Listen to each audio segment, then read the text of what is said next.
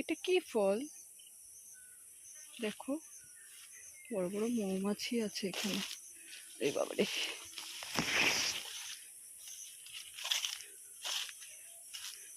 এই দেখো আরেকটা গাছ কিভাবে রাস্তা ব্লক করে পড়ে রয়েছে। কত বড় একটা গাছ, দেখো কোথায় শেষ, দেখতে পাচ্ছ?